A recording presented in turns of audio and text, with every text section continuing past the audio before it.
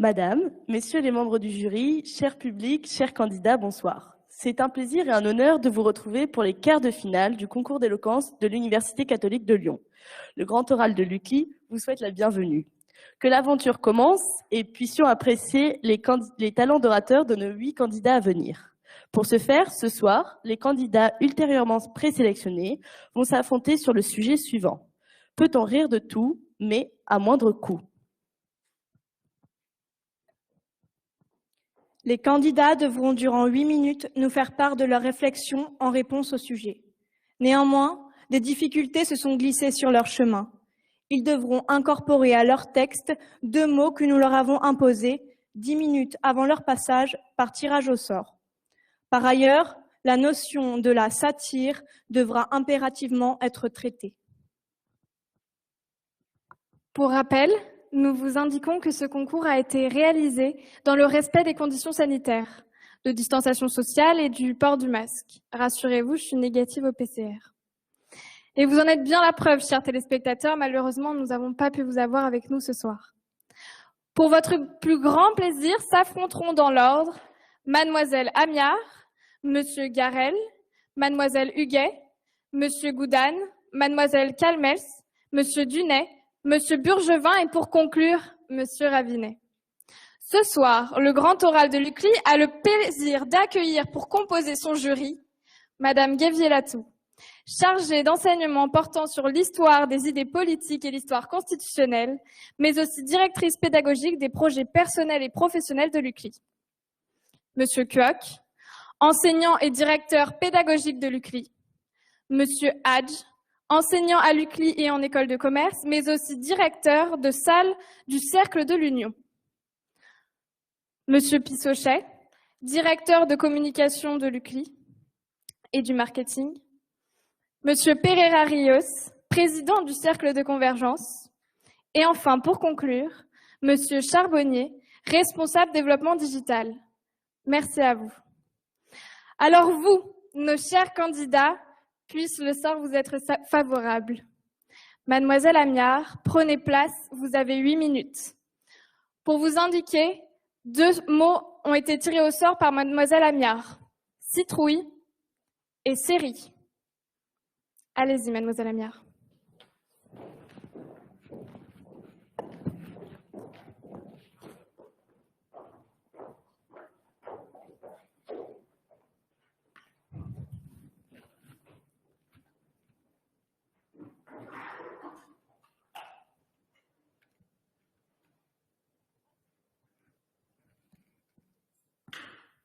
Vous pouvez y aller.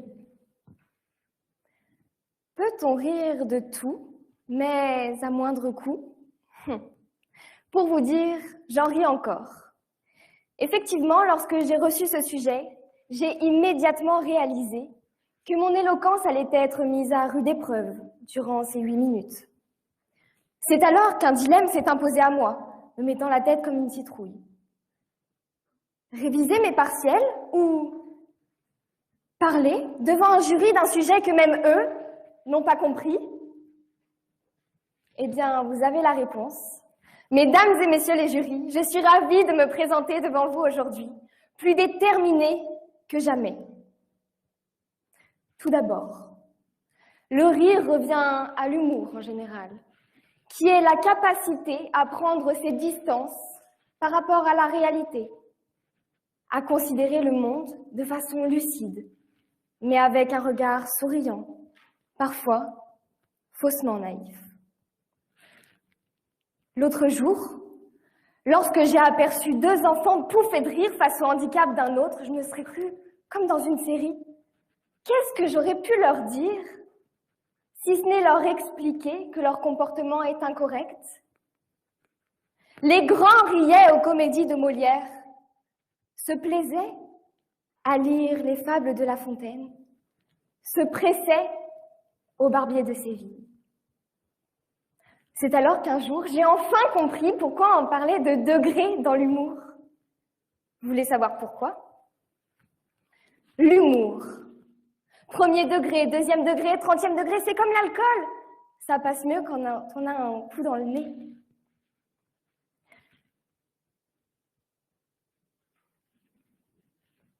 L'un des aspects de l'humour est de ne pas être pris au sérieux. Alors, celui qui souffre d'un jeu d'humour a probablement pris l'affaire au sérieux. Et n'y voilà que jugement, moquerie, humiliation. Mais en parlant de coût, que signifie à moindre coût? Vous vous en serez douté, je n'ai évidemment pas trouvé de définition. Mais j'ai alors décidé de l'interpréter à ma manière. Lorsque l'on rit sur un sujet où l'on peut rire ou non, il peut y avoir des retombées, des coups bas, souffrance physique, psychologique, la souffrance de la personne qui ne sait pas rire, la revanche de la personne qui souhaite détruire. Alors, il s'agirait de reformuler la question. Peut-on rire de la souffrance de l'autre, de la vôtre?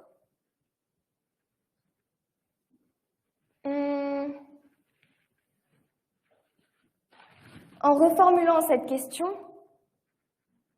je répondrai par l'affirmative et j'invoquerai le fait qu'il faut rire de tout.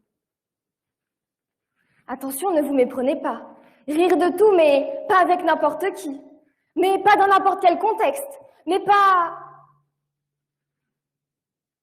L'humour est-il mort? Le rire a ses raisons que la raison ignore. Bergson disait, le rire est accompagné d'insensibilité, d'une anesthésie momentanée du cœur. Dans le rire, on fait taire sa sensibilité. Et c'est en cela que le rire peut devenir malsain. En effet, rire de tout pourrait devenir immoral. Ce n'est pas de sa faute si une personne est laide, je ne parle pas de vous, mais on en rit. C'est à cela que les représailles arrivent. La liberté d'expression et le droit de rire ont disparu dans notre société. Alors, à la télévision, les émissions satiriques qui ridiculisent les politiques peuvent certes en rire, mais peuvent-elles rire d'un homme malade? Peuvent-elles rire d'un homme qui vient de mourir? L'humour ne doit pas choquer. Lorsque l'on voit sur une couverture de magazine Papa Outet avec le père de Stromae découpé à la hachette juste à côté, alors que celui-ci est lui-même décédé lors du génocide rwandais, il ne faut pas avoir un sens de la déduction hors norme pour comprendre que c'est une provocation et que les limites de l'humour ne sont pas posées. Il y a de là quelques années, la satire, les caricatures ne dérangeaient personne et n'étaient en aucun cas une incitation à la haine, loin de là. Mais regardez où nous en sommes. Regardez autour de vous. Oui, oui, allez-y, regardez. Admirez ce chaos.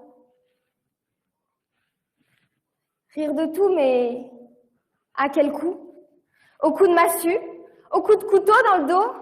Pour se faire insulter en pleine rue? Pour se faire tuer sur son lieu de travail? Pour vivre une telle souffrance? Il est alors facile de dire « c'était mieux avant ». C'était mieux avant quand on pouvait rire de tout, justement. Mais comment ça, c'était mieux avant? C'était mieux avant quand les minorités se taisaient. Ah oui, c'est sûr, on pouvait bien rigoler. On a bien rigolé le 7 janvier 2015 lors de l'attentat contre l'hebdomadaire Charlie Hebdo. On a bien rigolé. Il ne faut pas ignorer l'époque dans laquelle on est. Vous me direz alors, oh ça va, on ne peut plus rien dire. ce n'est pas tellement qu'on ne peut plus rien dire, mais peut-être que nous en sommes arrivés à un stade où nous avons épuisé certains sujets qui méritent d'être traités. Le racisme persistant, la minorité des femmes, les discriminations des homosexuels. L'homme souffre si profondément qu'il a dû inventer le rire. C'est sûr, lorsque l'on rit, on est plus enclin à accepter la critique, plus enclin à encaisser les coups qu'on reçoit. Alors, enfin, le rire est affaire de culture. Les blagues, issues de faits de société, qui frappent par leur stupidité, leur ridicule. Mais s'il s'agirait de rire de tout, pour éviter de sombrer, pour éviter l'exclusion de certains, ceux dont on ne pourrait pas rire, à moins d'en faire souffrir plus d'un. Merci, mademoiselle Amiard.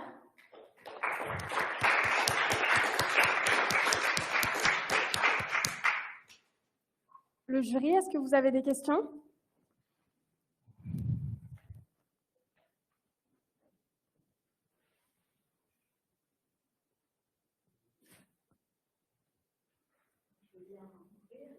Allez-y, madame Guévier-Latou. Il faut appuyer sur le petit bouton. Et quand c'est vert, c'est bon.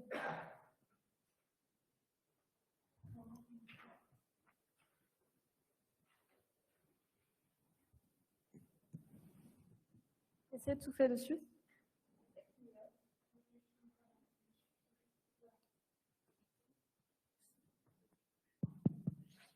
Bonjour mademoiselle, je vous remercie. Moi j'ai une petite question. Est-ce que vous êtes persuadée, comme vous l'avez laissé entendre, qu'il y a eu une époque où on pouvait effectivement rire de tout? Où il n'y avait pas de satire, où la satire faisait rire et qu'elle n'impressionnait personne? Je pense qu'on n'a jamais pu rire de tout, mais il y a eu une époque où on pouvait rire de plus de choses, où ça touchait moins de monde, où les personnes n'osaient pas parler,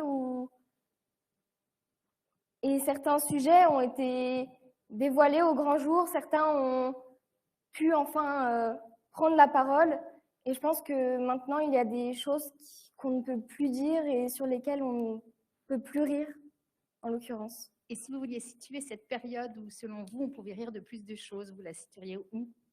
Quand?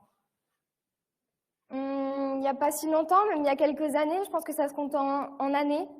Après, je ne pourrais pas vous citer quelle année forcément, mais je pense que c'était il n'y a pas si longtemps que ça et que maintenant, plus de personnes osent prendre la parole sur certains sujets.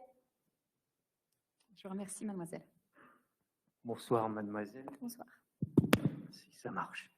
Vous nous précisez, ou du moins dans votre propos, vous parlez que rire est une affaire de culture. Est-ce que vous pourriez, s'il vous plaît, nous préciser les choses? Qu'entendez-vous par là? Quand je dis rire est une affaire de culture, je pense que dans différents pays, on va pouvoir rire de différentes choses, même en fonction de l'origine, des religions. Il y a certaines choses qui vont faire rire, d'autres qui vont plutôt faire souffrir en fonction des blagues que l'on peut faire. Est-ce qu'alors il y aurait une universalité du rire? Est-ce que vous pouvez répéter? Est-ce que l'on peut penser que le rire est universel? Je suis embêtant.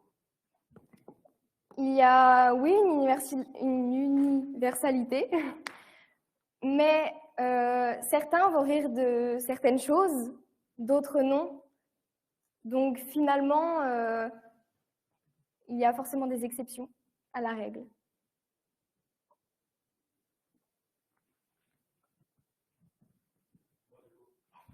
Oui, bonjour madame. Merci tout d'abord. Vous parliez d'une personne laide. Dans cette salle, en l'occurrence, ce n'était pas moi, apparemment. Vous me l'avez précisé. De qui parlez-vous? C'était un jeu d'ironie, on va dire. Voilà, plutôt un jeu d'ironie. Il fallait que je pointe quelqu'un du doigt. En l'occurrence, ce n'est pas vous. Me C'est voilà tout à rassuré. votre honneur. Me voilà rassuré, je vous remercie beaucoup.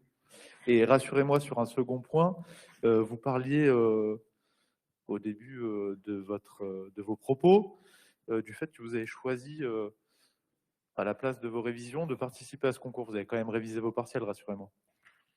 Demain matin à 8 h, j'espère être prête, oui, pour réviser mes partiels.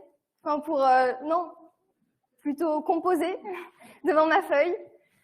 J'ai essayé de tout faire de manière enrichissante de chaque côté. Donc, on verra par la suite la note. C'est tout à votre honneur, je vous remercie. Merci, mademoiselle Amiard. Monsieur Garel, prenez place, s'il vous plaît. Pour rappel, Monsieur Garel, pouvez-vous nous dire vos 2 mots, s'il vous plaît? Très bien, merci.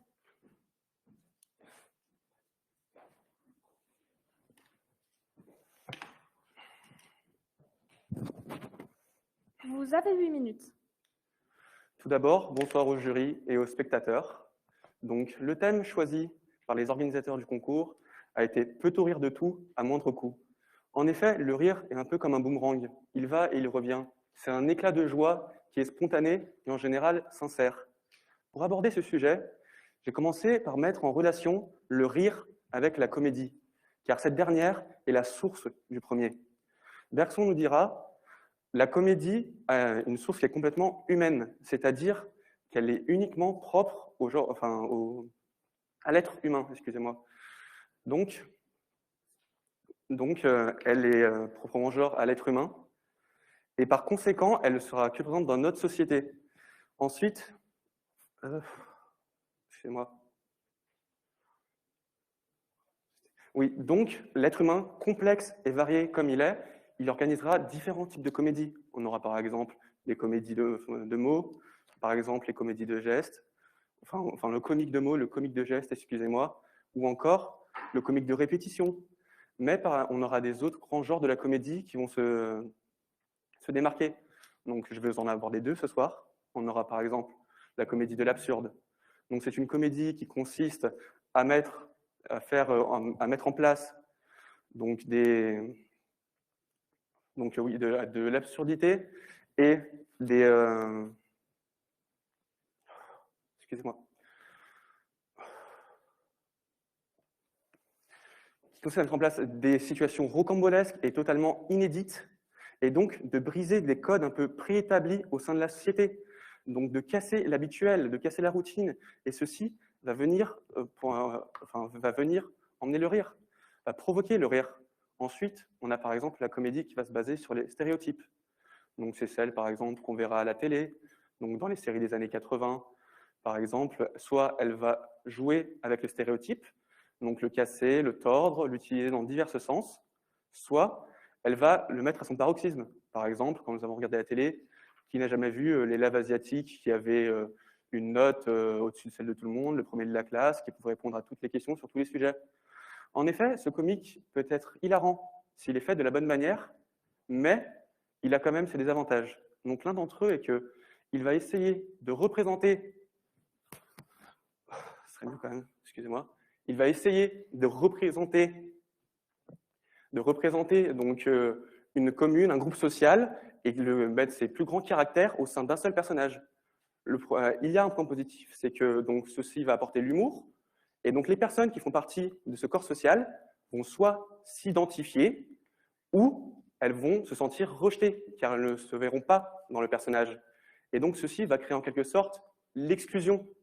Le personnage ne fera pas partie du quotidien de cette personne, et donc on ne va pas rire avec la personne, on va rire de la personne.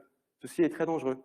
Et aussi du fait que les stéréotypes sont des clichés, et ils peuvent être créés malheureusement. Ce n'est pas parce que c'est un cliché qu'on voit à la télé qu'il est vrai, un cliché qu'on voit dans une satire qu'il est vrai.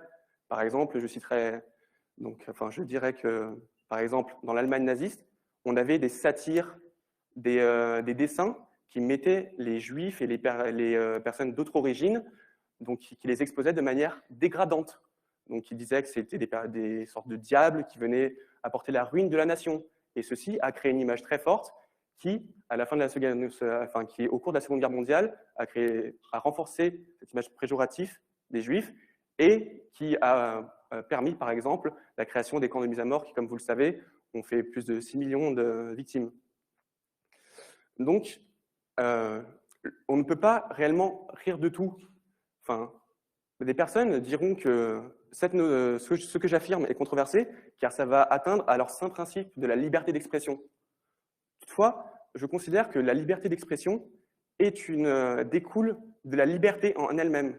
Et comme nous avons pu le voir, donc à travers la maxime « la liberté d'un s'arrête quand commence celle de l'autre », la liberté est finie en elle-même. Donc forcément, la liberté d'expression ne peut pas être infinie. On ne peut pas dire ce qu'on veut de la manière que l'on veut sans en avoir des conséquences. Donc cette limite doit être définie, donc, notamment par la loi, comme la Constitution le dit. Et donc il faut savoir à quel moment cette limite sera mise. Mais également, je pense qu'il faut, d'après mon point de vue, il faut, comme le disait le grand George Wells, il faut savoir rire des crises d'hier. Donc les crises d'hier seront les blagues de demain. Donc nous pouvons rire des événements tragiques qui se sont passés auparavant.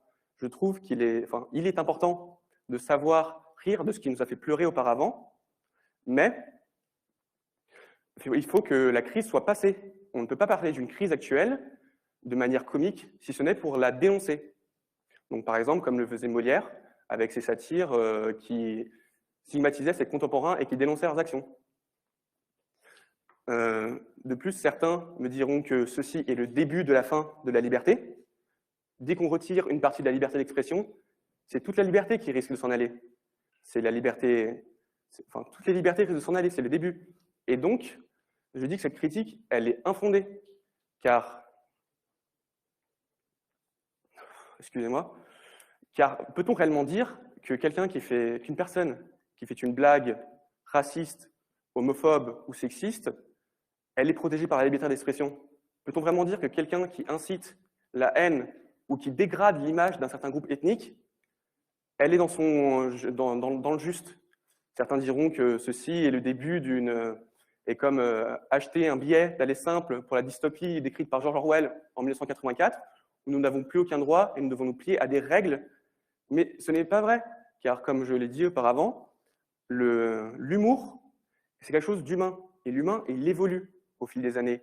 L'être humain n'est plus le même qu'il a été il y a 100 ans. Nos mœurs évoluent, notre vision des malaises sociaux évolue. Et donc aujourd'hui, nous avons une génération qui est beaucoup plus consciente des problèmes, qui est beaucoup plus à l'affût, et donc qui ne tolère plus les blagues ou les blagues sexistes, homophobes, par exemple, des séries télé des années 60-70.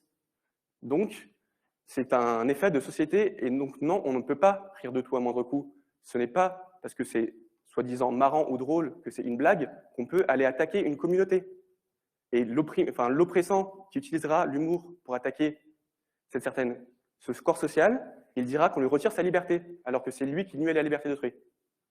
Merci beaucoup.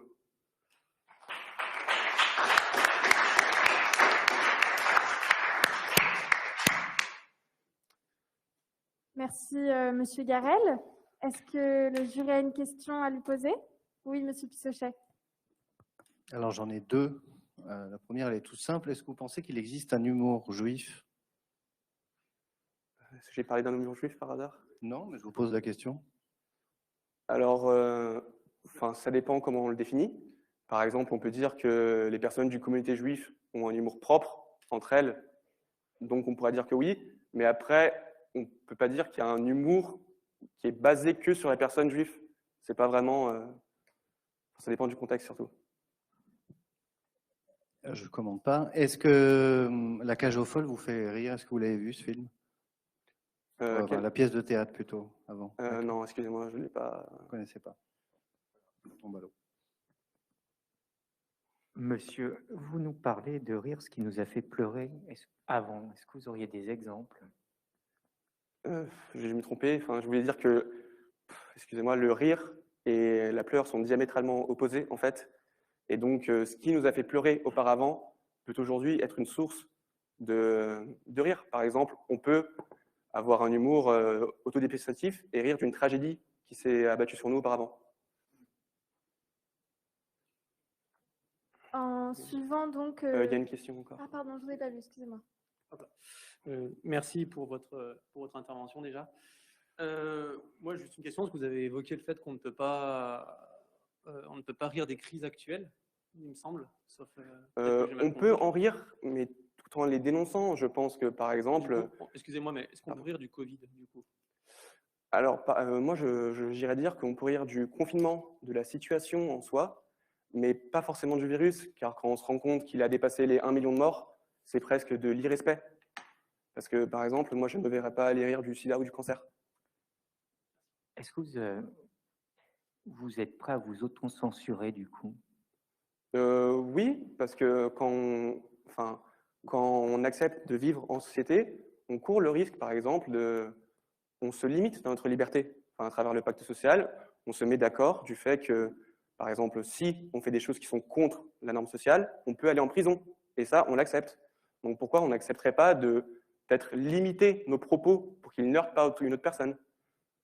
Donc c'est savoir, pour que aussi, dans le même sens, on attend qu'une autre personne limitera ses propos pour ne pas nous heurter. Alors, l'affaire Paty, vous en pensez quoi? L'affaire quoi? Paty, vous connaissez? Non, excusez-moi, est-ce que vous pouvez...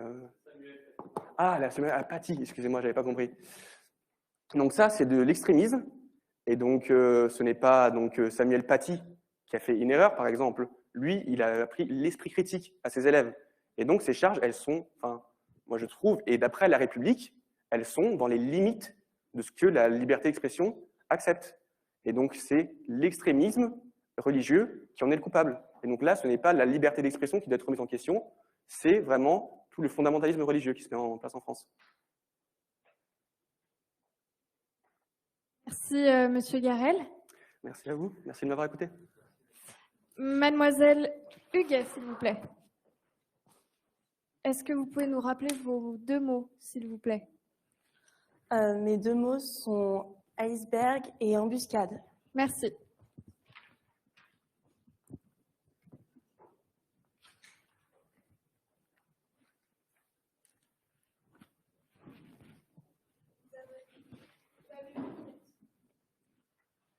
Avez-vous reçu un coup récemment? Dans le thorax? Oui, en plein cœur. Je m'en doutais. Vous êtes là, masqué, à me regarder. Et puis, il y a autre chose. Rien ne saurait être plus terrible. Vous ne riez pas. C'est que vous avez reçu le coup du sort qui s'abat sur vous comme un tonnerre de Zeus. Le ciel vous est tombé sur la tête. Il fallait rire avant. La vie n'en a que faire de nos coups d'éclat. Seuls ceux du rire sauraient l'éclaircir. Bien sûr qu'on peut rire de tout et à moindre coût, puisque c'est justement lorsque le coup est lancé par le tout qu'il faut parer l'offense avec légèreté et vaillance. Alors déridez-moi cet œil mouillé. Quel malheur a bleui votre cœur? Un malotru aurait eu l'audace de dérober quelques de vos biens? Eh bien, riez. Votre fiancé s'en est allé chez le voisin ou la voisine du premier. Eh bien, riez.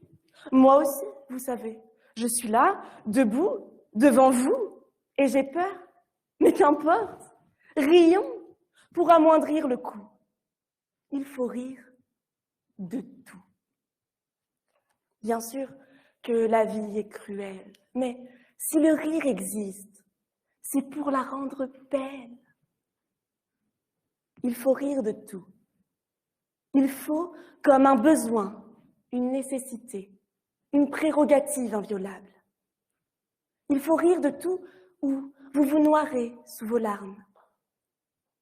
Quand le coup de la vie ternit notre vision, nous ne pouvons alors que sombrer ou sublimer. Sublimer. c'est résister au malheur. C'est refuser de se heurter à un iceberg de douleur. C'est choisir le bonheur quand tout nous condamne au trauma. Le monde est trop absurde pour en plus en pleurer. Non, ce ne serait pas sérieux tout de même. Vivez de rire et d'eau fraîche. Les deux sont excellents pour la santé. Mais que risquez-vous enfin à tenter un rire, un sourire, un rictus? Vous craignez une crampe zygomatique? Ou peut-être redoutez-vous qu'un excès d'endorphine, stimulant trop gaiement votre acétylcholine, dopamine et sérotonine, ne vous prive de douleur? Ah mais quelle terrible destinée en effet.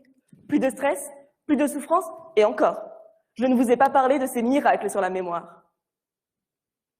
Mais peut-être, justement, avez-vous peur de vous souvenir, de garder en vous la lancinante douleur infligée? Mais n'ayez crainte, à force d'en rire, le coup sera amoindri, rétréci, affaibli, jusqu'à ce qu'il ne vous effleure plus qu'il ne vous frappe.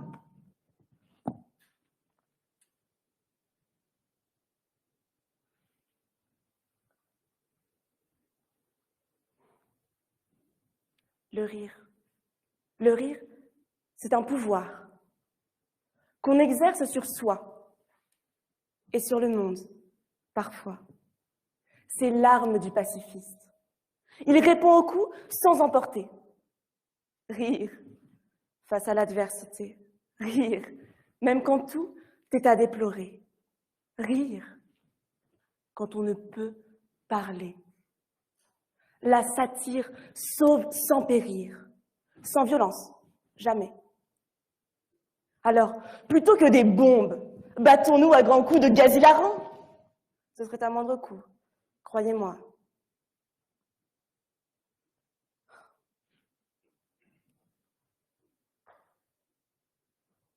La prépotence du rire est préférable à la tyrannie de la souffrance.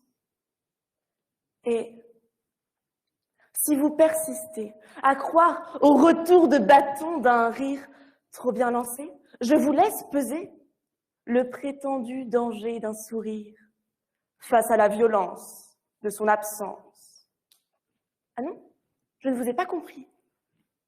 Vous ne riez plus parce qu'on a ri de vous? Je comprends. Je sais. Le poids des ricanements, l'embuscade des blagues qui dégradent. Je sais. Le fracas des insultes souriantes, des atrocités amusantes. Je sais. Mais je sais aussi que rire, ce n'est pas cela, non. Ça, ce n'est que le déguisement de la violence, le maquillage de la bêtise. Ne confondons pas. Le rire est beau, la raillerie laide. La condition du rire, vous la posez vous-même. Oui, on peut rire de tout, mais à moindre coût. Alors, tant que le rire sera lancé avec douceur, riez.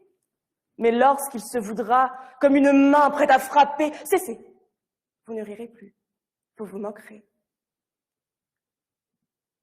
Vous craignez toujours le malentendu ou le quiproquo.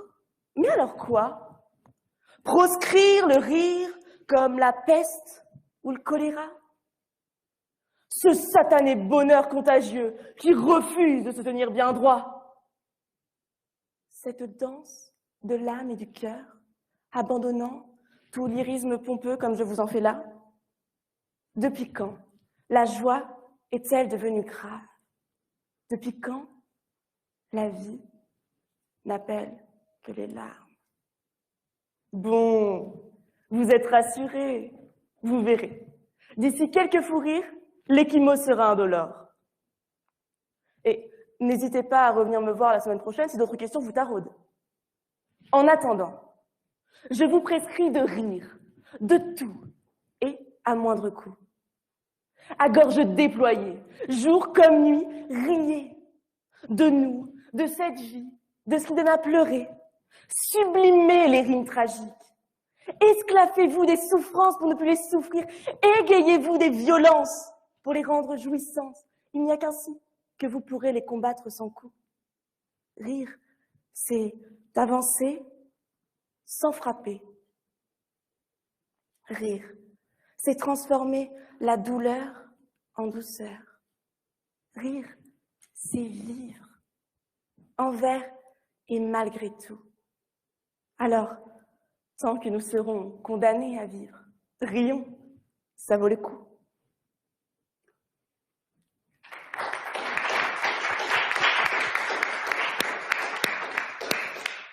Merci, Madame Huguet. Le jury, est-ce que vous avez des questions? J'ai une question éventuellement. Merci, mademoiselle. Vous nous avez appelé à une distinction entre le rire et la raillerie. Je trouvais ça vraiment intéressant. Alors, qui place le curseur et ce curseur est-il universel? Je pense que le curseur est placé par l'émetteur de la blague. Je crois que ce qui différencie le rire qui finalement soigne de la raillerie qui blesse, c'est que lorsqu'on rit, on ne cherche pas à blesser, on ne cherche pas à faire mal. Lorsque l'on utilise le rire seulement comme un filtre pour s'autoriser la violence, ce n'est plus du rire, puisque son but n'est pas d'égayer comme le voudrait le rire, mais simplement de blesser. Et alors, justement, le curseur est-il universel? Le curseur, il serait du coup universel, puisque c'est celui qui fait la blague qui sait s'il le dit pour rire ou pour blesser. Et je crois que savoir si l'on veut blesser ou rire, c'est universel. Très bien, je vous remercie. J'ai une petite question. Effectivement, vous avez dit qu'on peut savoir si on veut faire rire, c'est l'émetteur de la blague, donc de savoir s'il veut faire rire ou s'il veut blesser. Mais dans tous les cas, cette relation, elle suppose deux personnes. Donc la personne qui va recevoir la raillerie ou la moquerie, du coup, est-ce qu'elle aussi, elle ne peut pas placer un curseur qu'on appellerait justement l'autodérision pour pouvoir justement prendre peut-être qu'il pourrait éventuellement être un coup, comme justement une blague, une raillerie, et simplement pouvoir ajuster ce curseur, cas échéant. Oui, je crois que celui qui rit a autant de pouvoir que celui qui fait rire, puisqu'on choisit de quoi on rit, on choisit pourquoi on rit, et on choisit aussi de transformer justement parfois la violence qu'on nous lance en dérision pour qu'elle ne nous touche plus, mais au contraire nous amuse. Je crois que c'est une grande force quand on arrive à le faire.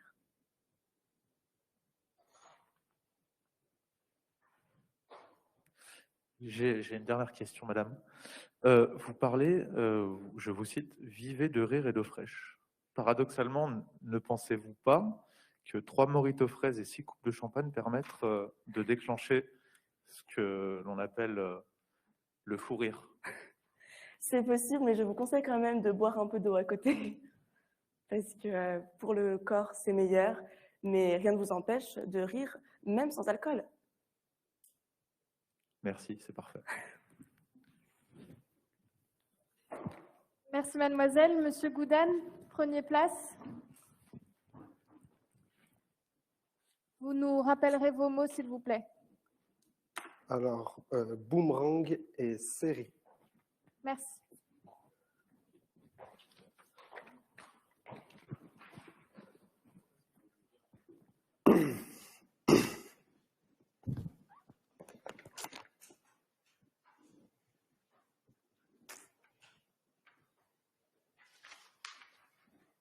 Vous avez 8 minutes. Mesdames, messieurs, je le reconnais. Je l'avoue. Je plaide coupable. Oui, je ne suis pas un don Juan. Mais d'après les paroles des filles, je suis plutôt un con jouant. Oui, je le reconnais. J'ai fait partie jadis d'une espèce d'oiseau appelé charognard, ou plus communément intitulé dans la jeunesse virevoltante d'aujourd'hui, charot. Ce temps est pourtant révolu depuis maintenant bien des saisons. Les arbres fleurissent et perdent leurs feuilles mortes au cours de l'année. Comme eux, j'essaie de faire fleurir mes qualités tout en laissant tomber ce qui est fané. Mes défauts sont aussi nombreux que la pousse de la flore et de la faune en automne. Pourtant, lorsque j'ai fait la rencontre de cette femme, tout a été basculé par un coup de vent. Cette femme qui me faisait perdre le nord, mais qui faisait garder le cap de mon sourire d'est en ouest. Cette femme qui avait les cheveux légèrement bouclés, les cheveux palpitants, un regard revolver, un regard perçant, un sourire attendrissant. Pour elle, j'avais un réel penchant. Et ce jour, Cupidon n'avait pas fait semblant.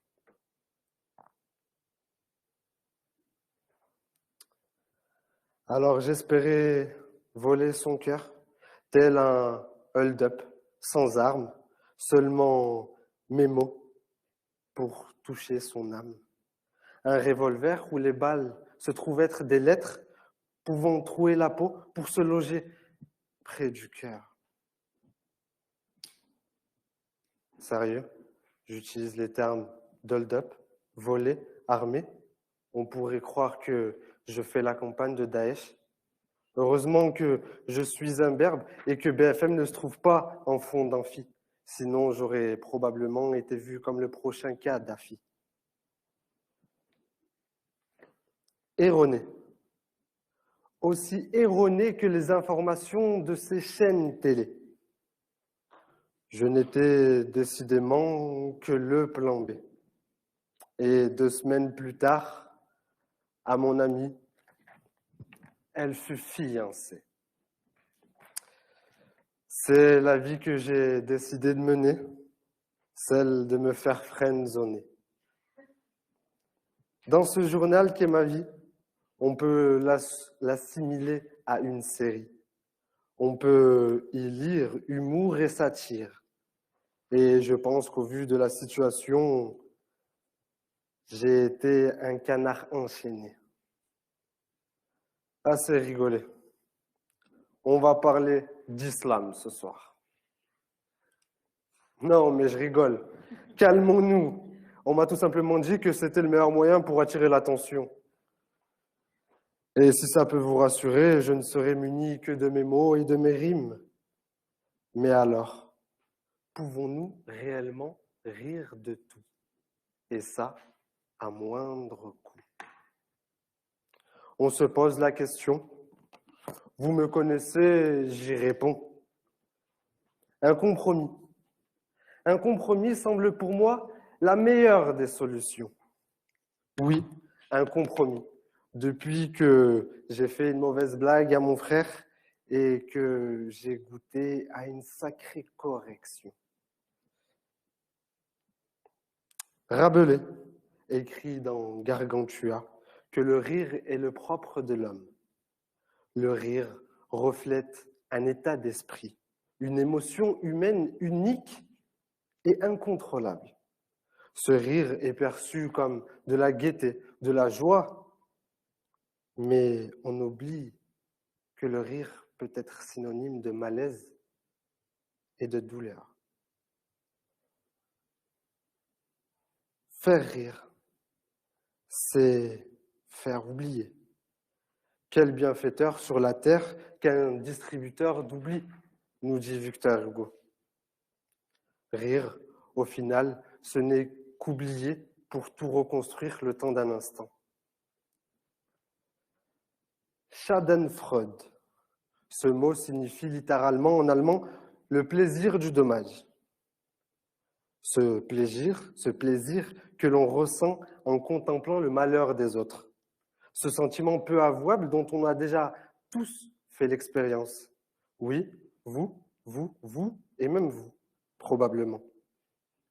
Et qui n'a jamais rigolé de la chute de l'un de nos amis dans les escaliers ou tout simplement d'un ami qui vient de se faire friendzoner?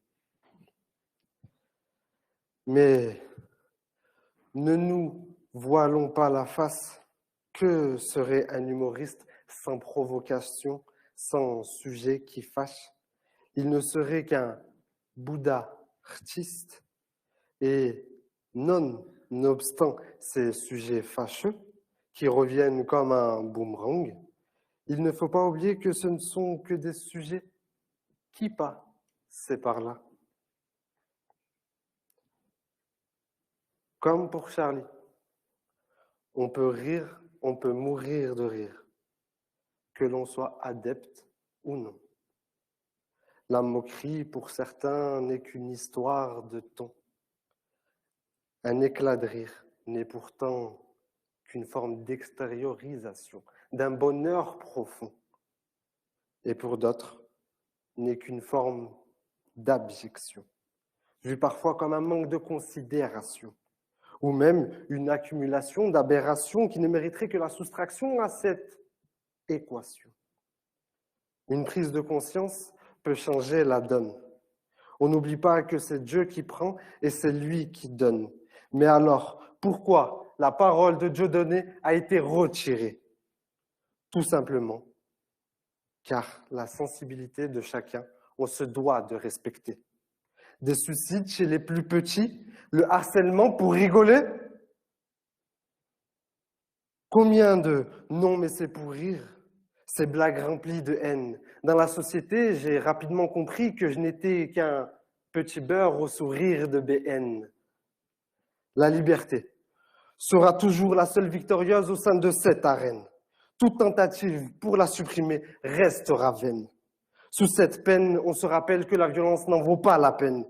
Mais faut-il pour autant devenir schizophrène?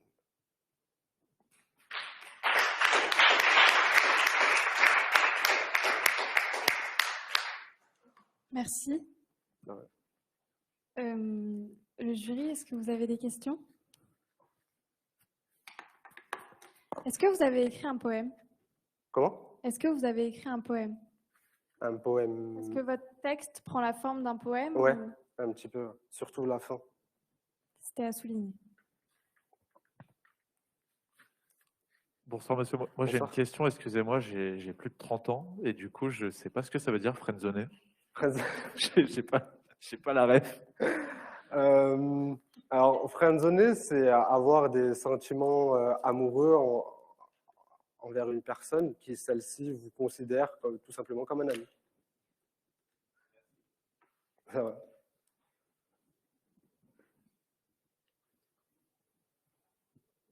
C'est tout bon pour le jury? Merci, monsieur Gouden. Voilà. C'est maintenant au tour de madame Kelmels, s'il vous plaît. Est-ce que vous pouvez nous rappeler vos deux mots? Oui, c'est embuscade et série.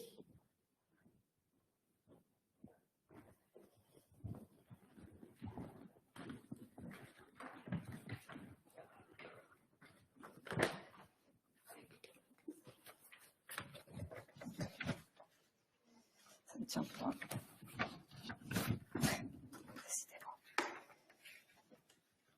Est-ce que vous désirez du scotch? Non, ça a l'air de tenir. Ça se voit, ça va? C'est parfait. Très bien. On le voit bien. Par contre, à la caméra, on ne le verra pas, donc peut-être mettez-le entre le pupitre et vous. Et à ce moment-là, on vous donne du scotch. Oui, je veux bien, s'il vous plaît. On arrive. Merci.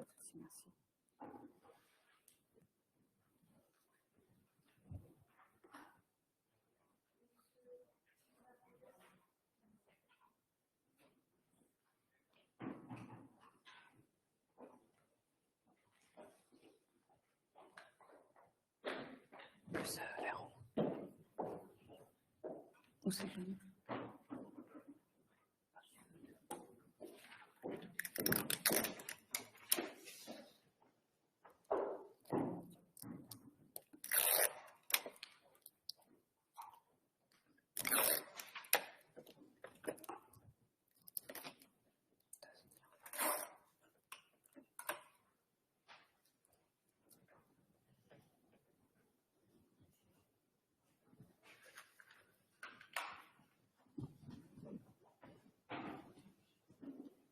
Vous avez 8 minutes.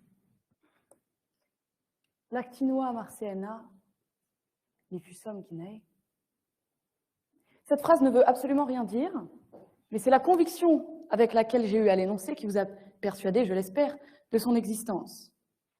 Et c'est avec autant de conviction que mes adversaires, permettez-moi l'expression, personnellement je ne vois pas la concurrence, mais c'est avec autant de conviction que mes camarades tenteront de vous capturer dans une embuscade d'argumentation aisée de Pierre Desproges, que je cite, « On peut rire de tout, mais pas avec n'importe qui ».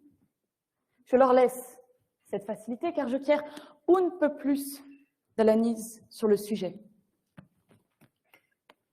Non, je suis catégorique, c'est un non. On ne peut pas rire de midi 13, on ne peut pas rire d'un clavier, on ne peut pas rire d'un paysage. Oh tiens, la Belgique. Non, ce qui est drôle, ce n'est pas la Belgique, ce sont les Belges. Donc, pour commencer, nous ne pouvons pas rire de tout simplement. Même si j'admets que le rire est subjectif. Mais l'aspect ajouté à moindre coût confirme ma négation. Les définitions qui vont suivre sont le résultat d'intenses recherches.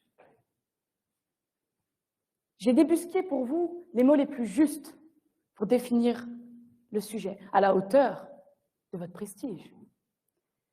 C'est pourquoi le coup est ainsi défini par Wikipédia comme étant un effet brusque produit par le choc de deux corps, le mouvement d'un organe, une action brutale et soudaine des éléments, un acte marquant en bien ou en mal. Pardonnez-moi, mais de quel coup parlez-vous? Le coup de foudre, le coup d'état, le coup de pied, le coup de poing, le coup par coup, le coup bas? Qui est le coupable? Qui est moindre, pour commencer? Et moindre que quoi? Permettez-moi d'insister. Alors, cela ne fait rien, je vais une nouvelle fois pardonner votre manière de manipuler absurdement la langue de Molière. Eh bien, je vais étayer le sujet en 2 ou 3 grandes parties avec les éléments de Bergson. Ce n'est pas très original, j'admets, mais un ami m'a toujours dit que je n'avais besoin de Bergson en Harley Davidson. Si l'on part du postulat que l'on peut rire de tout, cela induit le fait que l'on ne peut pas rire de rien. Donc, il faut rire de quelque chose, voire de quelqu'un.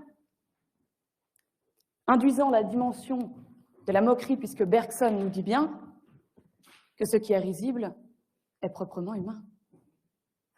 Ainsi, rire de tout sans rire de rien.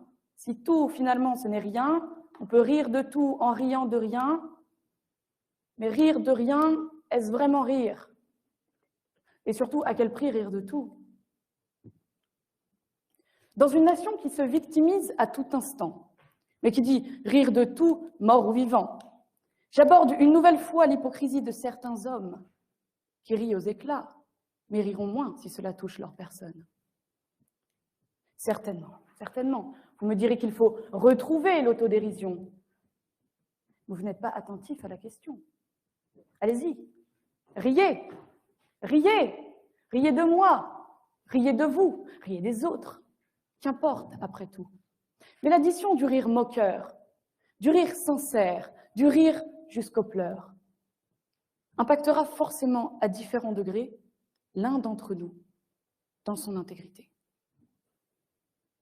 Je ris souvent de moi, je ris parfois même seule, je ris jusqu'aux éclats de ma propre gueule. Quoi? Qu'est-ce qu'elle a? Comme vous dirait Johnny. Eh bien, rien de plus drôle que certaines d'entre vous, pardi. Ne reste plus qu'à persuader les inconvaincus que rire de tout ne devrait même pas impliquer un potentiel coût, qu'importe le P, qu'importe le T. Bergson aborde l'insensibilité qu'il faut posséder pour rire de tout sans percevoir les failles provoquées. Mais alors, nous sommes les fautifs. Eh bien oui, Charlie, dans sa moquerie hebdomadaire, n'avait donc pas compris ni perçu la sensibilité de ses adversaires. J'ai trouvé. Les coups, dans leur définition de brusque, sont délivrés par des âmes sensibles qui sont les victimes de nos pensées absurdes. Allons bon, sérieusement. Nous ne pouvons pas rire de tout à moindre coût, restons pragmatiques. Le surhomme qui rit sans conséquence n'existe pas. J'en suis désolée, monsieur Nietzsche. Cependant, le rire est universel, selon Bergson, que je cite une nouvelle fois. Mais le rire peut refléter bien des choses plus que l'eau au clair de lune. Et analogiquement à l'onde, le rire incident, réfléchi, est celui qu'on reçoit, parfois importune. Mes mots sont durs, je le sais, parfois hautains, parfois blessants, parfois limite, entre guillemets. Mais j'insiste, où est-elle définie, cette limite? Peut-être que pour vous, cela n'est pas risible, mais que pour d'autres, je l'espère, mes paroles seront à l'origine d'un rire. Et ils riront. Ils riront. Alors, je vous vois venir, cher jury. Permettez-moi d'anticiper vos questions. Madame, ne riez-vous pas d'autre chose que des hommes? Le rire est obligatoire pour vous, moqueur. Mais ne soyez pas si naïfs. Même si j'admets que beaucoup de divertissements ne sont pour quiconque mauvais. Dessiner avec son urine des formes étranges dans la neige ne blesse personne, j'en conviens, certes. Alors mes exemples manquent très certainement de classe et de raffinement, mais avouons que les événements les plus drôles sont souvent les moins savants. D'ailleurs, ne croyez pas si bien dire, certains pourraient y trouver une offense. Faire la part des choses semble être une catégorie d'intelligence à laquelle peu ont accès, visiblement. Peut-être que tout le monde n'est pas égaux devant l'humour. Alors, mea culpa, pardonnons-les, pardonnons-les. Ne me remerciez pas d'avoir soulevé aussi aisément le problème, j'ai l'habitude. Cependant, permettez-moi d'interpeller le président de la République, M. Macron. Quand allez-vous mettre en place des allocations humour? Ne voyez-vous donc pas que la France souffre? Par pitié, pour que je puisse dire la phrase suivante sans recevoir des messages de haine. Make the humor great again.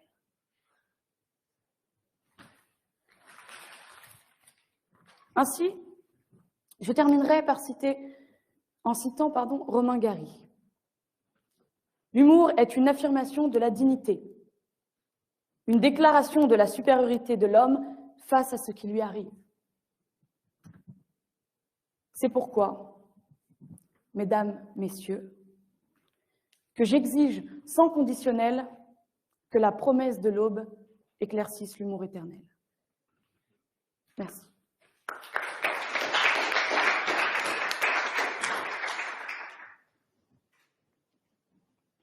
Merci, Madame Kelmès. Je vous en prie.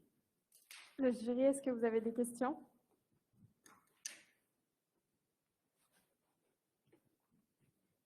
N'ayez pas peur. Tout à l'heure, vous avez cité Nietzsche en disant que le rire sans conséquence n'existait pas. En soulignant dans une dualité entre un bon humour et un mauvais humour, je ne pense pas qu'il existe un autre type d'humour qui nous vient de là. Un rire ni bien ni mal, je ne pense pas, parce que quand on rit, c'est qu'on a trouvé objet à rire, objet ou quelqu'un. Bon, si c'est quelqu'un, je pense que ça ne fait pas forcément rire l'autre personne qui est en face, puisque comme je l'ai souligné, je pense qu'il y a toujours quelqu'un qui est un petit peu attaqué dans son intégrité, qu'il ait de la dérision ou qu'il n'en ait pas d'ailleurs. Après, un autre exemple qui n'est ni bon ni mal comme rire, c'est des personnes qui dessinent des formes dans la neige un petit peu absurdes. Je ne pense pas que ça soit un rire mauvais. Peut-être pour Miss Météo, mais bon. Non, je ne pense pas qu'il y ait de rire mauvais, mal. C'est tout à chacun et c'est très subjectif le rire, je pense. Donc je ne pourrais pas me permettre de poser une définition dessus.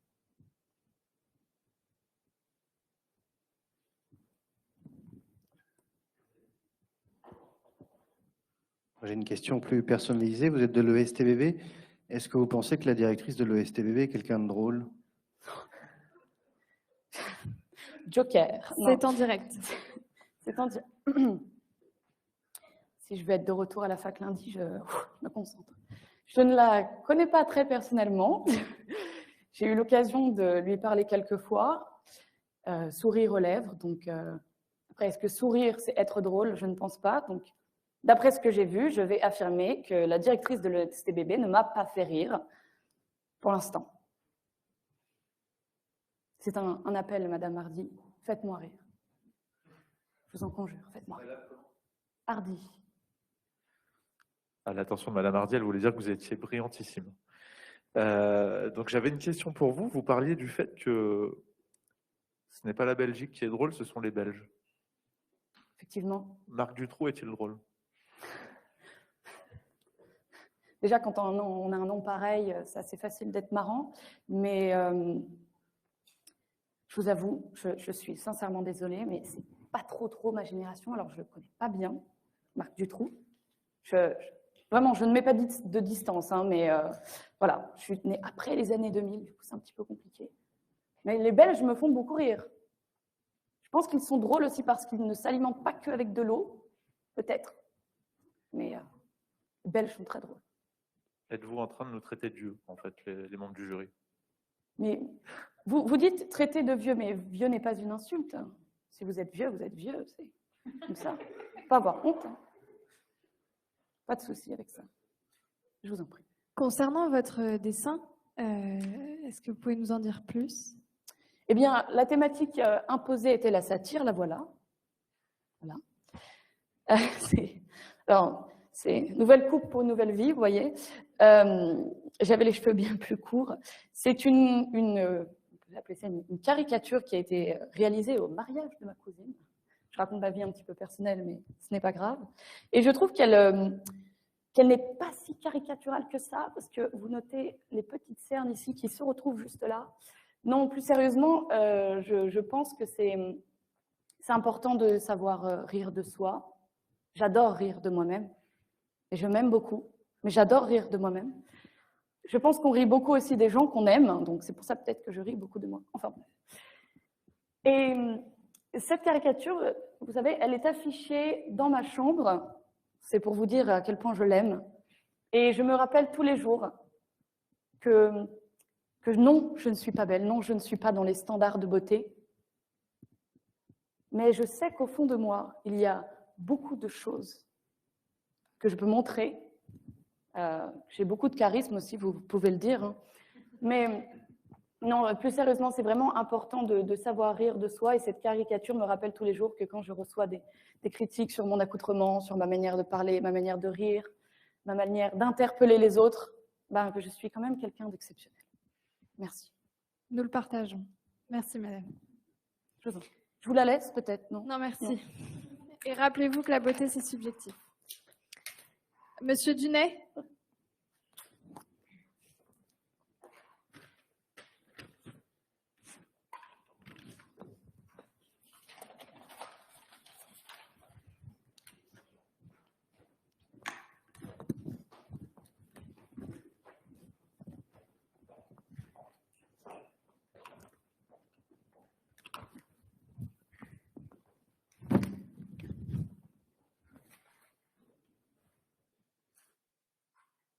Est-ce que vous pouvez nous rappeler vos mots, s'il vous plaît?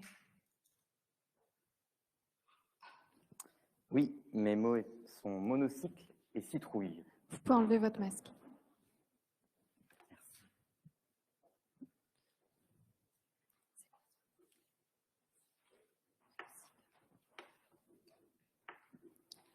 Vous avez 8 minutes.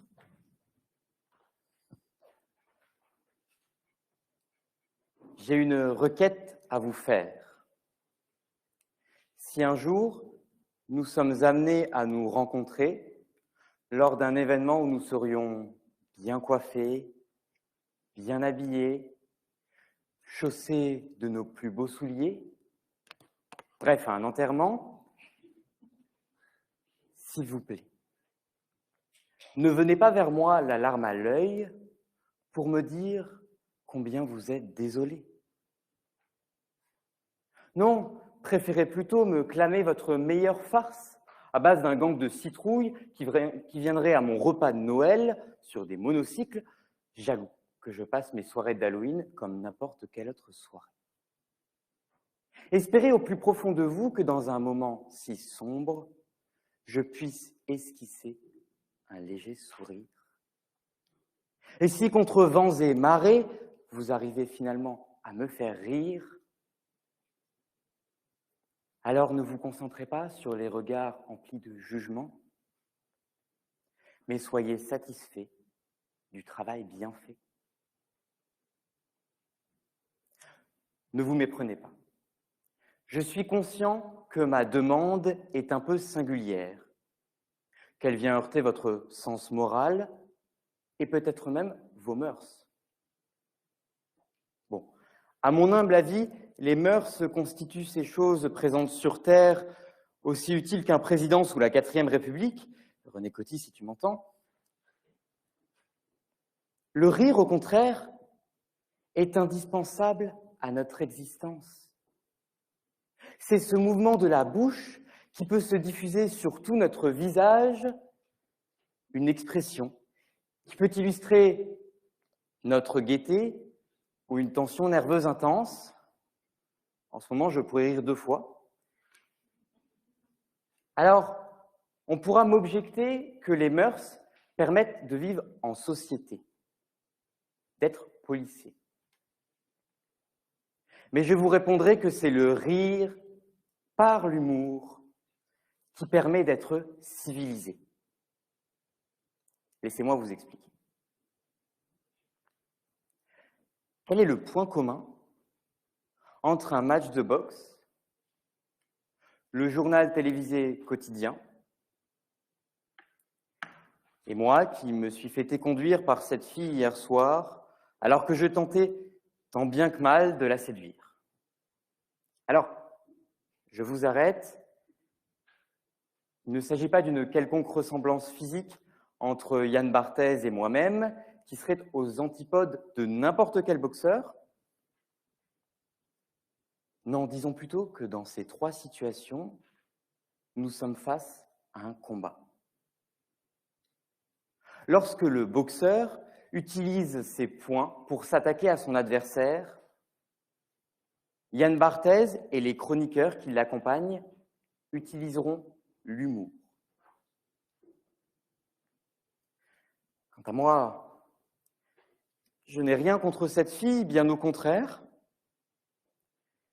Je m'attaque à mon échec pour le ridiculiser et faire en sorte qu'il prenne un peu moins de place dans ma vie. C'est pas gagné. Mais revenons à notre sujet. Vous l'aurez compris, l'humour permet de passer de la violence physique au combat verbal. Alors, si l'humour est un sport de combat, je vous le dis, rions de tout, rions du racisme et même des religions, car dans un monde où le spleen est omniprésent, où nous naviguons entre 2 confinements, non, je vous le dis, ne nous résignons point. Cessons de nous contenter d'être témoins. Osons rire de notre ministre, Madame Vidal, désorientée dans on ne sait quel dédale, préférant chasser l'islamo-gauchisme, déroulant le tapis rouge à l'absentéisme. Usons de cet humour fascinant, aux dépens de notre enseignant maladroit ou de cet homme dont la santé décroît. Avec des gants ou à main nue, suivant votre goût, par pitié, ne retenez pas vos coups. Non, ne retenez pas vos coups, car vous avez entre vos mains une arme extraordinaire qui peut s'attaquer à n'importe qui et même à n'importe quoi. Et ce, quelle que soit la force de votre adversaire. Alors, Comme toute arme, vous pouvez décider d'en user entre amis. Mais comme toute arme aussi, vous pouvez décider d'en user pour mettre à terre votre adversaire. Vous désirez censurer l'humour au nom de la bienséance ou même du respect de l'autre. Mais dès lors, vous vous résignez à vivre dans votre mélancolie.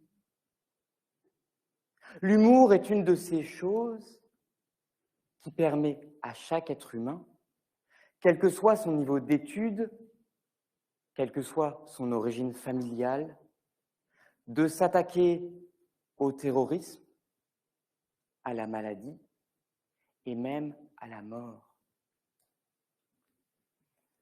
Alors, la prochaine fois que l'on se voit, faites un acte citoyen. Faites-moi rire et avec éclat. Merci.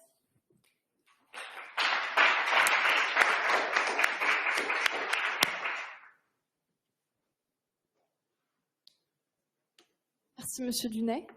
Est-ce que le jury a des questions? Oui. J'ai une question. Je voulais savoir si, à votre avis, on peut faire rire quand on est petit, gros, noir et aveugle. Alors, j'ai compris la fin de votre question, et pas le début. Le début, c'était savoir si justement avec tout ça, on pouvait faire rire.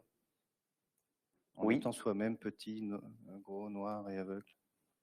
Oui, avec de l'autodérision, on peut faire rire.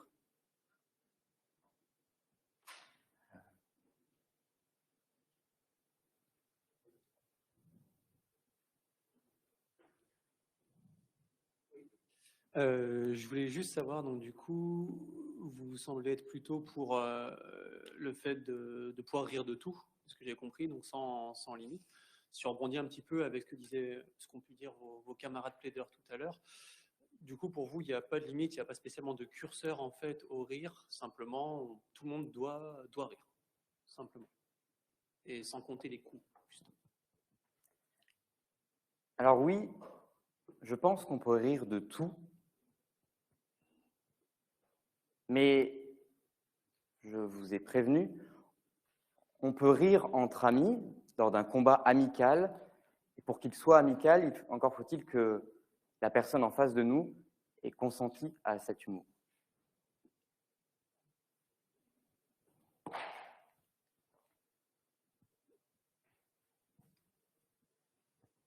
C'est une question assez étrange, je le conçois. Vous avez parlé de René Coty, qui est mon arrière-grand-père, du côté de ma mère, et du coup, vous avez dit qu'il ne servait à rien sous la 4e République. Cependant, vous ne pensez pas qu'il était plus utile qu'un candidat des Marseillais à Dubaï ou que Cyril Hanouna sous la 5e République, Monsieur Coty? Alors, je pense qu'un candidat marseillais à Dubaï, disons que je ne me positionnerai pas sur leur utilité. Ils font rire certaines personnes. Quant à votre grand-père, arrière-grand-père, oui, excusez-moi,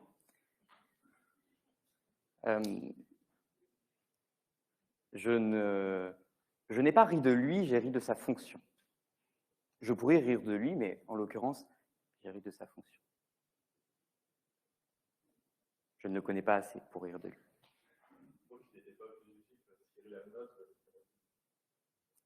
Cyril Hanouna me fait rire. Votre arrière-grand-père, enfin, pas encore. Merci, Monsieur Dunay. Monsieur Burgevin, prenez place.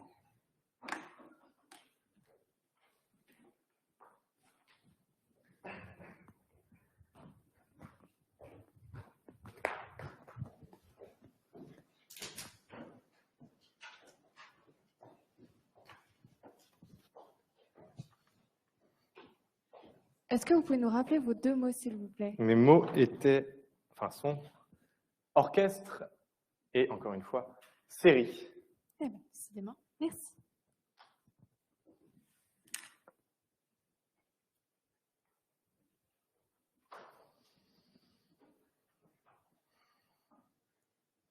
Vous avez 8 minutes. Je vous propose aujourd'hui des grandes barres de rire. Un maximum de fun. Parce que le rire, vous le savez, grâce à nos ténors de la déconne qui rigolent pas, le rire, c'est un outil politique. C'est une arme politique, c'est une arme d'influence. Alors oui, des grandes barres de rire. Oui, un maximum de fun. Mais avec la conscience que le rire, ça n'est pas drôle. Non, je rigole. Rire, c'est sympa. Mais rire, ça peut être aussi, parfois, un peu dangereux. Par exemple, se moquer d'un enfant handicapé alors que derrière lui se trouve son grand frère, 2,05 m, 130 kg, champion de boxe, poids lourd, c'est s'exposer à quelques coups. Alors, si on peut rire de tout, mieux vaut faire attention aux coups. Quand on rit, on le fait devant une assemblée, même si on n'est pas le blagueur. Les gens nous regardent. Et si on peut être sûr d'une seule chose, c'est que notre rire y divise. Prenons une situation toute simple.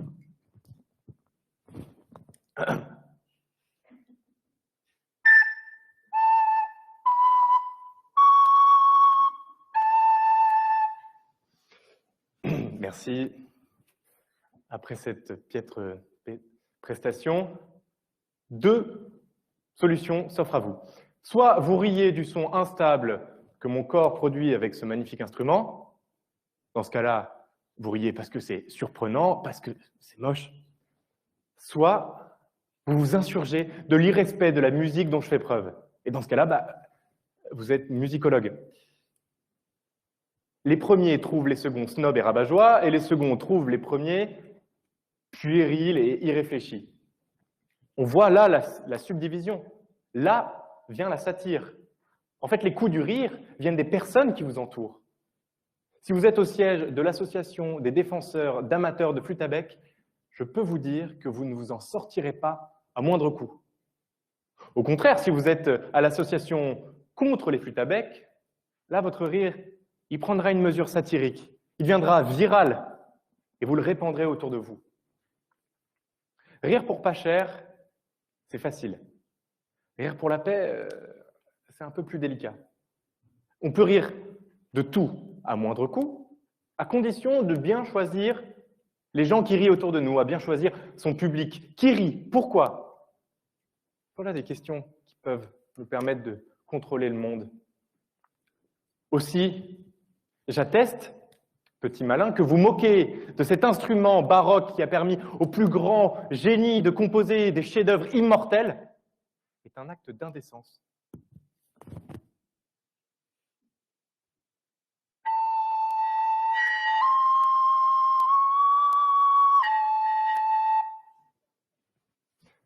Deuxième situation, la subdivision.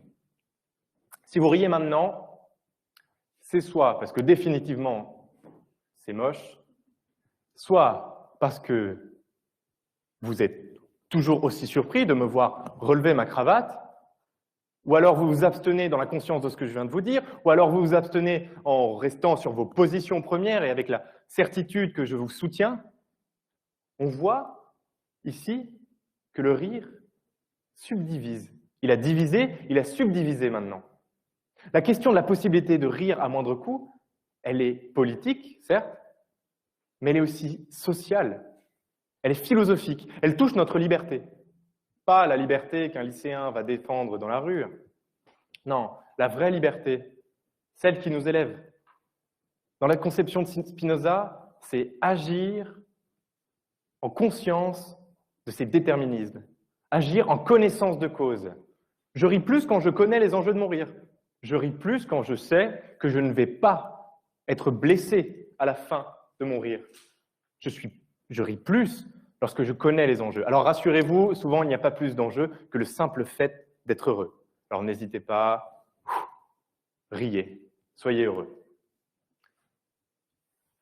Si on ne pouvait pas rire à moindre coût, on ne rirait pas du tout. Non pas parce que la vie n'est pas drôle, mais parce que tout le monde n'a pas un grand frère champion de boxe pour le défendre le jour où il froissera son voisin. Non. Souhaiter ne pas se prendre au visage des réprimandes à chaque rire n'est pas souhaitable. Non, la légèreté du rire n'est pas son essence. Non, ne cherchez pas à rire sans combattre. Rendre coup pour coup.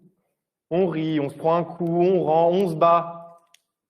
Rire, c'est être dans l'assemblée citoyenne. C'est se disputer dans l'orchestre du monde. C'est être citoyen et affirmer sa personnalité. Vous êtes votre rire. Alors, ne l'évitez pas. Ne cherchez pas à limiter les coups et les coups du rire. On connaît tous cette idée commune qui dit que chaque minute de rire s'additionnerait à la fin de notre vie par 1 minute de vie en plus. Avec les films comme le Joker qui est sorti il n'y a pas longtemps, on doute un petit peu plus de cette citation, mais elle nous renseigne sur une conception. Rire rendrait heureux. Alors, si vivre heureux n'a pas de prix, ça peut sembler difficile si à chaque blague, on se prend une série de coups dans le visage. Ou alors une série de coups au moral. Attendez. Je me surprends. Des coups au moral.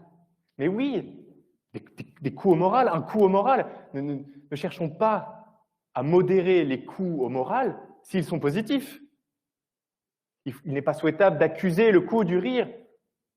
Il faut se battre pour son rire. Il faut accepter d'être heureux. Tirez-moi donc 2 balles de rire, que je sois un peu heureux.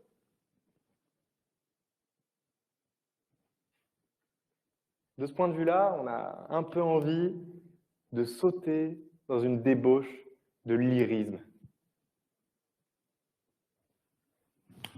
Rire, c'est être heureux. Rire, c'est vivre. Rire, c'est une éclaircie dans nos ciels ombrageux. Rire, c'est une lame de lumière qui vient crever la bulle de nos désespoirs, qui nous fait nous élever au-dessus de notre vie morne et grise. Quand on rit, nos pommettes scintillent. On retourne en enfance. Nos muscles se lâchent et on pleure et on vit. On n'est rempli que de joie, on n'est rempli que de soi. Voilà le coup au moral que l'on veut tous avoir. Alors pourquoi éviter les coups du rire si c'est pour ne pas ressentir ce bonheur? Peut-on rire de tout, mais à moindre coût? Oui. À condition de respecter quelques règles. Numéro 1, toujours avoir garde du corps avec soi. Numéro 2, avoir conscience de ce pourquoi on rit, même si c'est pour rien. Numéro 3, assumer d'être dans l'assemblée du monde. Et numéro 4, ne pas modérer les coups positifs du rire. Rire, c'est vertigineux. C'est accepter le frisson des conséquences. Alors, riez, soyez impertinents, riez, soyez précurseurs, riez, soyez libres, riez, soyez vous. Merci.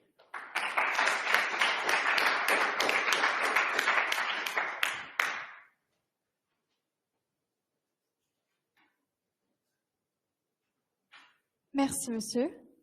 Est-ce que le jury a des questions? Oui, madame. Monsieur, je vous remercie. Alors, j'avais une question parce qu'à l'appui de votre magnifique illustration musicale, on a bien senti que vous pensiez foncièrement que le rire était clivant. Est-ce que le fait de cliver n'est pas précisément son rôle politique? C'est pour ça que je l'ai lié à la satire. C'est son rôle politique, c'est son rôle social. Mais ce que j'ai voulu montrer, c'est qu'avec cet exemple musical, on sent la division, on sent la politique, mais j'ai voulu l'utiliser pour dépasser la politique et entrer sur le champ philosophique. Mais oui, le rire divise. Le rire, l'assemblée divise. Comme je l'ai dit, rire, c'est être dans une assemblée, c'est être dans un orchestre. Je vous remercie. Je vous en prie.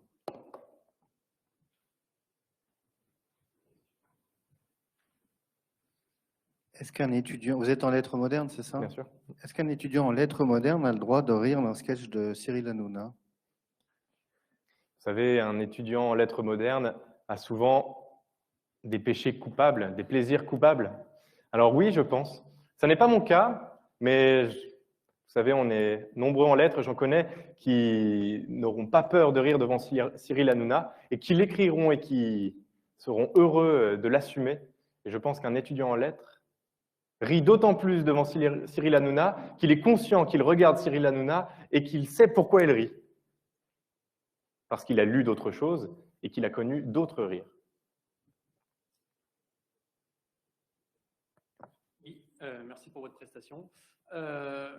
Moi, c'est vrai que ça ressort un petit peu aussi avec vos camarades. Le rire, selon vous, suppose toujours une attaque et une défense. Est-ce que, selon vous, il existe un rire qui ne supposerait pas justement l'attaque et la défense? C'est-à-dire que ce ne soit pas forcément toujours quelqu'un qui vit une situation qui fait de quelque chose et que la personne, ce soit celui qui reçoit, on va dire, la blague, la réplique, d'essayer de placer le curseur sur le compte de la doctrine. Vous avez raison. Parfois, on rit de rien. Et c'est ce que je voulais dire quand je disais que parfois, les enjeux du rire sont simplement d'être heureux. On voit quelque chose, ça nous fait rire, on est heureux, on lit Tintin. Non, pas Tintin, c'est trop intellectuel, mais on lit Astérix, on rit à la blague, on regarde Astérix, on rit à la blague la plus en dessous de la ceinture possible, et on rit, et on est heureux, et on aura eu notre seconde de bonheur. Et c'est ça, un des enjeux du rire. Et ça, c'est un rire qui n'est pas politique, mais dans la mesure où on est entendu, on est jugé. Si je ris, et les personnes autour de moi vont me voir rire et vont s'interroger, pourquoi lui rit, moi je ne ris pas? Et là, il y a une discussion. Et c'est pour ça que je crois que, oui, on peut rire de rien, mais parfois, quand on rit, on ne peut pas éviter le combat. Merci, monsieur. Place maintenant à notre dernier candidat, monsieur Ravinet. Alors, il faut dire quelques mots sur ce candidat. Pourquoi, me direz-vous? Il est une coutume dans notre association de donner le sujet une semaine avant. 1 semaine, 7 jours, je vous laisse faire le calcul pour les heures. Mais monsieur Ravinet, au vu du fait qu'un candidat s'est désisté 48 heures avant, a eu donc 2 jours pour le rédiger. Je vous demande donc ce soir d'en tenir compte, puisque lundi 18h, je l'appelais et je lui disais « Alors, es-tu prêt à réintégrer la compétition ?» Après 20 minutes de réflexion, alors qu'il m'avait dit qu'il prendrait 1 heure, il m'a dit fièrement et hautement que oui, ce soir, il se présenterait devant vous. Monsieur Ravinet, est-ce que vous pouvez nous rappeler vos 2 mots, s'il vous plaît? Est-ce que votre micro est allumé? Est-ce que là, ça fonctionne? C'est parfait.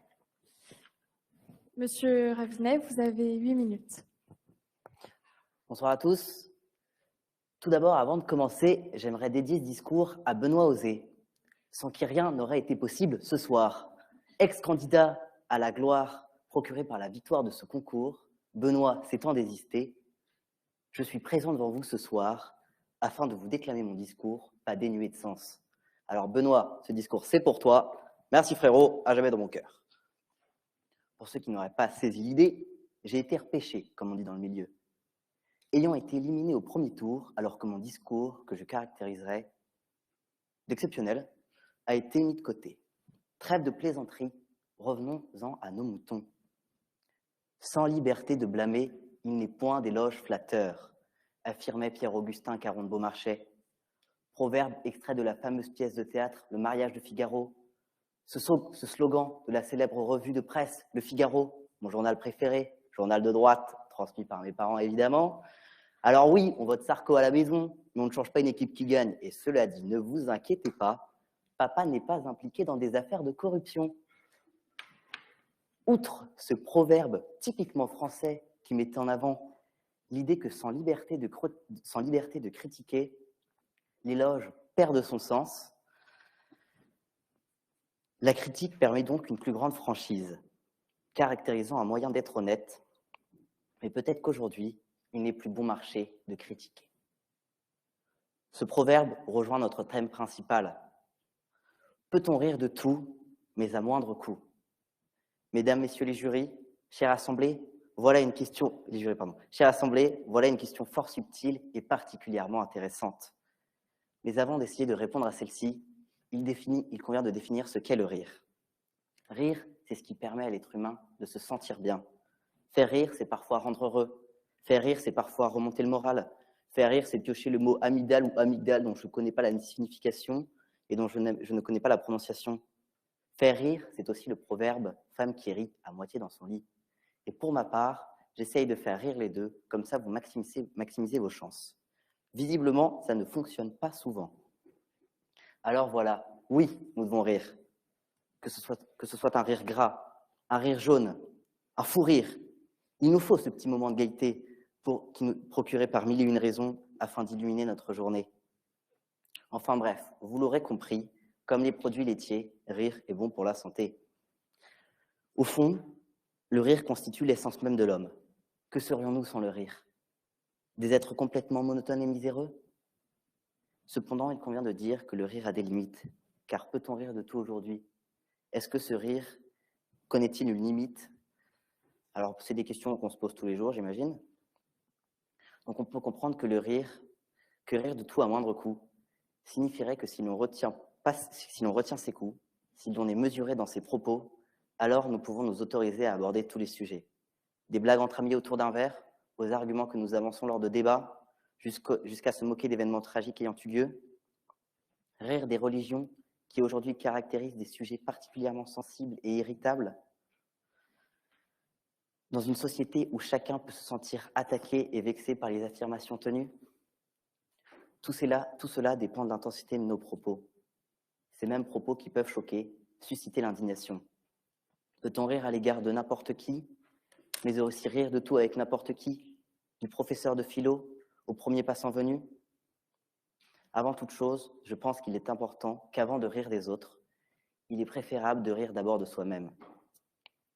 Avant de se permettre une critique du monde et des individus qui nous entourent, il est important de mettre en œuvre un principe bien connu de tous et redouté pour certains, l'autodérision. Caractérisé comme la faculté à se tourner en ridicule, faire rire les autres en se critiquant soi-même, rire de ses faiblesses. N'est-ce pas exceptionnel? Dire que je suis un mollusque, laid, grincheux, dégueu, n'est-ce pas marrant? L'autodérision est la face visible de l'iceberg de la confiance en soi.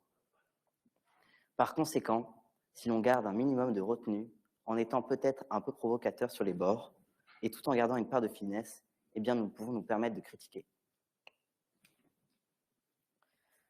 Si l'on souhaite rentrer dans une satire du rire, alors je pense que pour ma part, qu'il faut trancher. Soit nous ne retenons pas nos coups, et nous rions de tout, jusqu'à faire pleurer, humilier, froisser, contrarier, comme certains magazines provocateurs de notre époque, et à vrai dire, je pense qu'à chaque époque, sa façon d'être et de se comporter. Ainsi, si nous ne rions de rien et nous restons des individus privés de liberté d'expression, n'osant plus prendre la parole, mesurant chacun de nos propos, sous peur d'être repris, de déclencher une vague déferlante d'insultes, suscitant la polémique, alors nous n'aurons plus accès à cet art qu'est le langage. Au fond, qu'est-ce qu'une société sans liberté d'expression? Sans pouvoir exprimer son avis, ses pensées, ses idées, eh bien c'est une société vide de sens.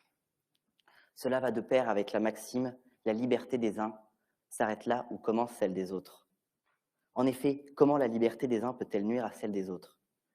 La liberté que je caractérise ici n'est pas l'absence de règles comme nous pourrions le penser. En effet, cette même liberté est soumise à des règles morales et religieuses dictées par la conscience. Et sans cette liberté d'expression garantie par l'État, nous sommes de simples individus réduits au rang du silence.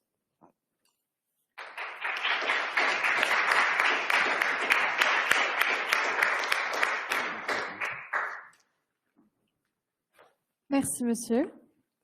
Le jury, avez-vous des questions?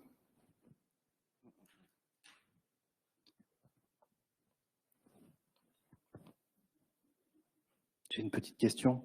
Si j'ai bien écouté vos propos, votre introduction, je pense qu'on ne peut pas trop vous mettre dans la catégorie des islamo-gauchistes. Mais je voulais savoir si l'état de la droite aujourd'hui vous fait rire. Actuellement, on est face à une situation un peu... c'est triste à voir. On voit, on ne sait plus qui placer à la tête du parti politique, entre Arnaud Fillon, suspecté d'avoir détourné des fonds pour sa femme. On ne sait plus qui placer, on ne sait plus en qui avoir confiance. Donc oui, ça me fait doucement rire, j'ai envie de vous dire. Est-ce que on ne peut plus avoir confiance en ceux qui nous représentent au sein des autorités publiques?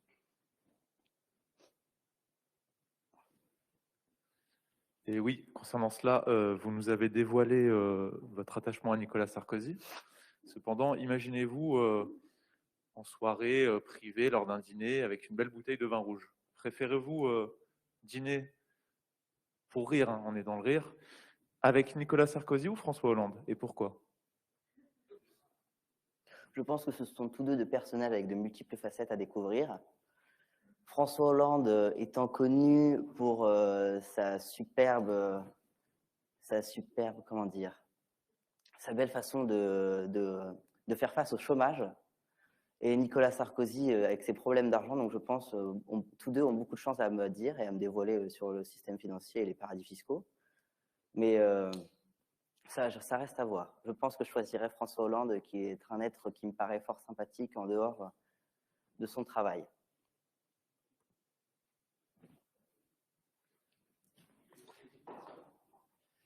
Vous avez évoqué au début de vos propos le rire jaune. Oui. Est-ce que vous pouvez m'évoquer, est-ce que vous avez évoqué le rire jaune en s'intéressant sur les différents types de rire qui existent, et vous avez annoncé le fait que le rire jaune entraîne la gaieté. Est-ce que le rire jaune entraîne la gaieté? Le rire jaune, c'est un rire entre guillemets forcé, c'est-à-dire que quand un de vos amis fait une blague pas très drôle, ou vous êtes obligé, vous êtes à la veille d'un conseil de classe et que votre professeur vous fait des blagues et vous forcez à rire pour peut-être valoriser vos appréciations sur le bulletin, peut-être que le professeur peut se dire que vous êtes un de ses élèves favoris, et ainsi vous valorisez, valorisez vos notes sur le bulletin, et ainsi amener de la gaieté à présenter un beau bulletin à vos parents. Parlez-vous en connaissance de cause? Il est vrai que je n'étais pas un élève modèle durant mon lycée, donc parfois je rigolais à certaines blagues très peu marrantes de certains professeurs. C'est tout bon pour les questions? Merci, Monsieur Ravinet. Merci. Vous étiez donc notre dernier candidat. Je vais donc inviter les candidats à sortir. Et le jury va délibérer. Nous vous rappellerons une fois que nous aurons pris notre décision. Merci. Madame, messieurs les membres du jury, cher public, honorables candidats, bonsoir. Nous espérons que vous avez passé une agréable soirée en notre compagnie. Il est l'heure pour nous de vous annoncer les candidats qualifiés pour la demi-finale. Sont donc retenus afin de poursuivre l'aventure. Nous tenons à remercier les candidats qui malheureusement ne seront pas retenus. Vous avez su faire preuve d'éloquence avec le poids de vos mots. Nous vous remercions pour l'investissement et l'intérêt que vous avez porté au concours. Nous nous ferons un plaisir de vous retrouver l'année prochaine. Maintenant, sont donc retenus afin de poursuivre l'aventure, Mademoiselle Huguet-Héléna.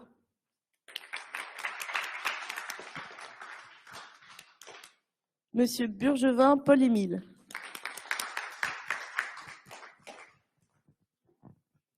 Madame Calmels.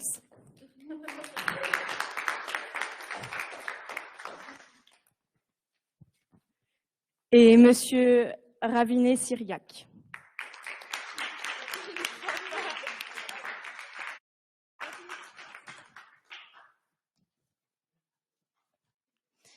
C'est sur ces quelques mots que la soirée des quarts de finale s'achève. Nous vous attendons donc la semaine prochaine pour la demi-finale, le mercredi 17 mars à 18 h en direct.